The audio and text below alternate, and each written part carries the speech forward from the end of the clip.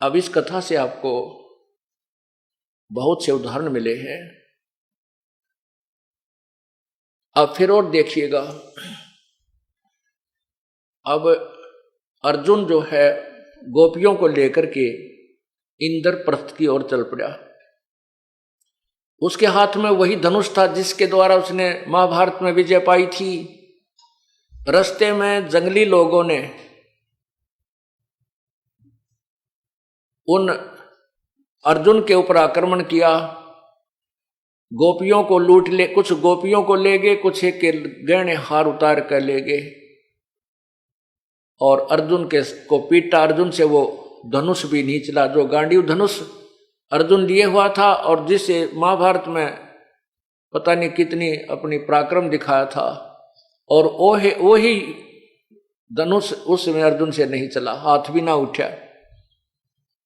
तब जब अर्जुन ने कहा कि ये कृष्ण एक नंबर का छलिया था, ये धोखेबाज था, इसने जब युद्ध करवाना था तब तो मुझे शक्ति दे दी, वो पाप करवाने के लिए मैं एक तीर मारूं था 20 आदमियों के मां के वो पार हो जावा था, और आज वही अर्जुन, वही गांडीव धनुष, और ये हाथ भी ना उठते मेरे।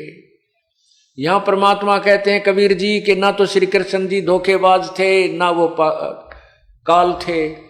ये जो काल है ज्योति निरंजन भगवान है, जो ब्रह्मा विष्णु महेश से भी ऊपर शक्ति है, जो इस सारे संसार को यहां भ्रमित किए हुए है, ये धोखेबाज है। और वही यह सब क्रिया करा रहा है। वो ना विष्णु के वश है, ना शिव के वश, ना ब्रह्मा जी के वश। वो केवल पूर्ण परमात्मा जो इससे ऊपर की परम शक्ति है, परम अक्षर ब्रह्म, उसी के दाब में ये रहता है, उसी के अंतर्गत है। उसकी साधना करने से ये काल जीव से दूर रहता है, फिर काल का प्रभाव इस पर नहीं होता। अब ये पांचों, जब ये यज्ञ नहीं बजी, जब शंख नहीं बजा और यज्ञ अधूरी रह गई, भगवान श्री कृष्ण जी ने युधिष्ठिर जी से कहा कि ये जितने भी ऋषि महर्षि और ये सिद्ध बैठे हैं, ये कोई भी सत साधना युक्त नहीं है, और ये सब पशु जोनि के प्राणी हैं। इस बात को सुनकर युधिष्ठिर के मन में शंका होगी।